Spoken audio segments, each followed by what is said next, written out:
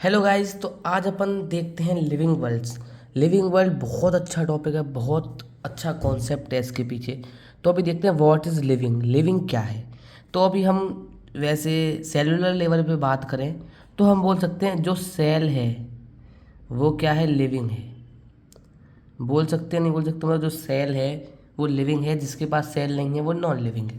अच्छा जी, आइए अभी हम यहाँ पे देखते हैं क्या लिविंग ग्रोथ कर सकता है। कर सकता है जी।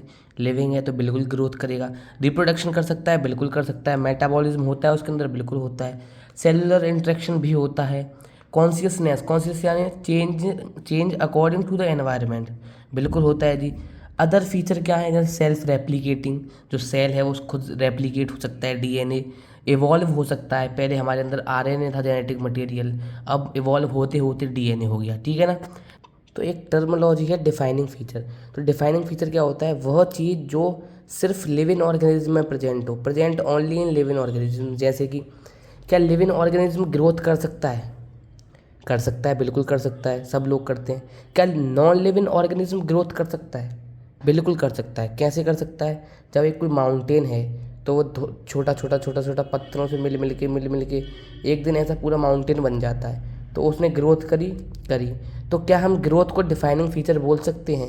नहीं बोल सकते, क्योंकि ग्रोथ नॉन लिविंग ऑर्गेनिज्म भी करते हैं, लिविंग ऑर्गेनिज्म भी करते हैं। अब आते हैं रिप्रोडक्शन के लिए। रिप्रोडक्शन क्या लिविंग कर सकता है? हाँ, बिल्कुल कर सकता है। नॉन लिविंग क्या रिप्रोड्यूस कर सकते हैं? नहीं कर सकते। नॉन लिविंग रिप्रोड्यूस नहीं कर सकते। मान लो ये एक मार्कर है, अब इस मार्कर से थोड़ी देर पीछे दो मार्कर थोड़ी बन जाएंगे, एक ही मार्कर रहेगा।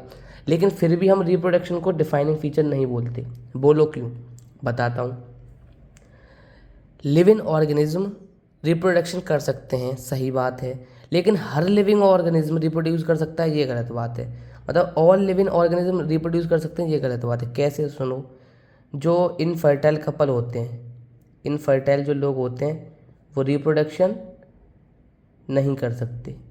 तो इसलिए लिविंग तो है ना ये भी, लिविंग तो ये भी हैं, पर रिप्रोड्यूस कर रहे हैं, नहीं कर रहे। तो इसीलिए हम इसको डिफाइनिंग फीचर में नहीं ला सकते। मेटाबॉलिज्म, मेटाबॉलिज्म बिल्कुल डिफाइनिंग फीचर है, क्योंकि लिविंग ऑर्गेनिज्म चाहे वो इनफर्टाइल हो चाहे कोई भी हो, हर किसी के अंदर केमिकल रिएक्शंस तो होती हैं।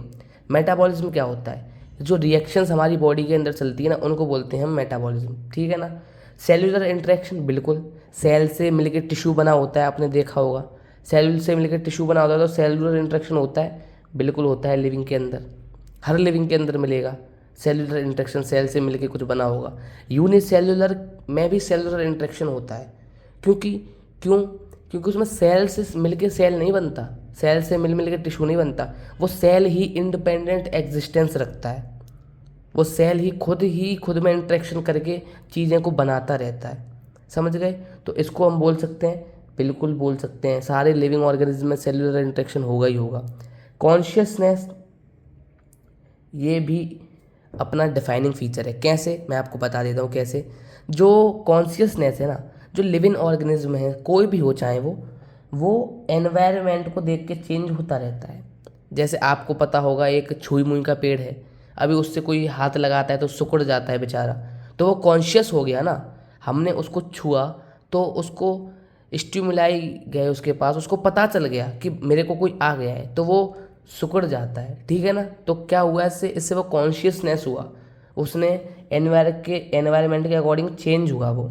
जैसे कि जैसे कि ये मान के चलो, कोई सुई में अपने हाथ पे घुसा लेता हूँ तो दर्द होगा ना।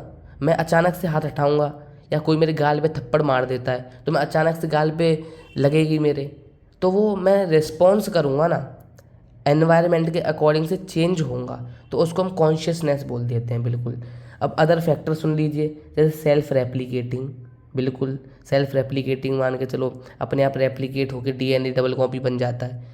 सेल्फ इवॉल्विंग, पहले हमारे अंदर आरएनए था, जेनेटिक मटेरियल, फिर आरएनए से डीएनए बना, तो इवॉल्व हो गया नहीं हो गया?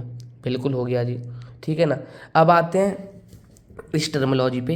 ह्यूमंस, जो ह्यूमंस होते हैं ना, high degree of self consciousness होता है। सेल्फ कॉन्शियसनेस क्या है, मैं आपको बता देता हूँ। एक एग्जाम्पल से समझते हैं। जैसे कोई भी ऑर्गेनिज्म है, ठीक है ना, वो कैमोफ्लेज करता है अपने बचाव के लिए, अपने आप को उसमें एडप्ट करता है, अपने आप के बचाव के लिए कैमोफ्लेज करता है प्रेडेटर से बचने के लिए, या उसकी तरह मिमिक्री करता है ताकि वो बच जाए, ठीक है ना। लेकिन ह्यूमंस क्या करते हैं, उनको एनवायरनमेंट से कोई फ़र्क नहीं है। जैसे मैं आपको बताऊं किस तरीके से, तो आप समझते हैं। जैसे बाहर गर्मी हो रही है, बहुत धूप पड़ रही है बाहर, लेकिन मुझे उससे कोई मतलब नहीं है, मैंने अपने रूम में एसी लगा के रखा है, तो मेरे को उससे कोई दिक्कत नहीं है। गर्मी बाहर पड़ रही है ना, तो हम एनवायरनमेंट के अकॉर्डिंग चेंज नहीं हुए, हमने एनवायरनमेंट ही चेंज कर दिया अपने अकॉर्डिंग। तो ये ह्यूमंस के अंदर ना हाई हाई डिग्री होता है, और भी लोगों के पास होता है, लेकिन ह्यूमंस के अंदर हाई डिग्री, ठीक है ना। अब एक लास्ट लाइन को समझते हैं। एक पर्सन कोमा में है, तो उसको लिविंग बोलेंगे या डेड बोलेंगे, मैं बताता हूँ। उसको लिविंग बोलेंगे, डेड नहीं बोलेंगे उसको। जो पर्सन कोमा में है ना, वो लिविंग होगा, डेड नहीं होगा। लिविंग क्यों होगा, क्योंकि उसके अंदर मेटाबॉलिक रिएक्शन चल रही हैं। लेकिन उसको हम सेल्फ कॉन्शियसनेस नहीं बोल सकते, उसको हम कॉन्शियसनेस बोलेंगे, क्योंकि वो सेल्फ कॉन्शियसनेस नहीं होता, ठीक है ना। वो सेल्फिश नहीं होता। जिस टाइम पे इंसान कोमा में होता है ना, उस टाइम पे सेल्फिश नहीं होता।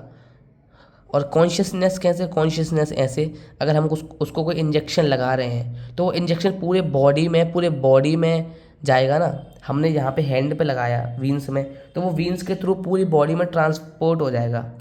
तो इसका मतलब क्या है, इसका मतलब ये है कि वो रेस्पॉन्स तो कर रहा है, ठीक है ना। कॉन्शियसनेस तो है, वो एनवायरनमेंट के अकॉर्डिंग बदल तो रहा है, लेकिन सेल्फ कॉन्शियसनेस नहीं है। तो ठीक है, आई होप आपको ये अच्छा लगा होगा। मिलते हैं किसी नई वीडियो के साथ और किसी मज़ेदार अंदाज में। तब तक के लिए thank you, thanks for watching.